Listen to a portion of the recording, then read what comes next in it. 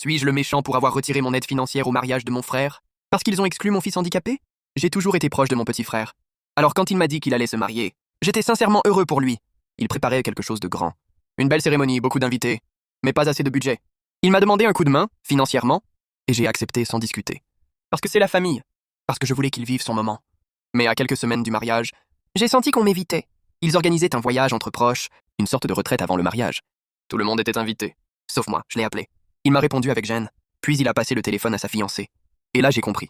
Elle m'a dit « On t'apprécie beaucoup, mais ton fils ne sera pas à l'aise, et sa présence risquerait de déranger l'ambiance qu'on essaie de créer. » Mon fils a 10 ans, il est en fauteuil roulant. Il est devenu handicapé après un accident.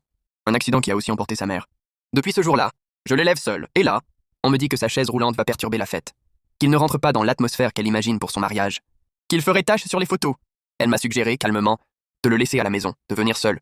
Ou de ne pas venir du tout. Je lui ai répondu, si mon fils n'est pas le bienvenu, alors je ne viendrai pas non plus. Et quelques jours plus tard, la liste finale des invités est tombée. Nos 2 noms avaient disparu. Alors j'ai pris ma décision. J'ai annulé mon soutien financier. Le traiteur, la salle. La déco, tout ce que j'avais aidé à réserver, s'est retrouvé bloqué. Maintenant, elle me traite de destructeur. Elle dit que je veux gâcher leur mariage, que je suis cruel, que je punis tout le monde pour une question de détail. Mais ce n'était pas un détail. C'était mon fils. Elle ne l'a pas exclu pour une question de logistique. Elle l'a exclu parce qu'il ne rentrait pas dans son image parfaite. Parce que sa chaise roulante dérangeait, elle n'a jamais pensé à lui. Jamais pensé à ce qu'il a vécu. Jamais pensé à ce qu'on a perdu. Alors dites-moi, suis-je vraiment le méchant?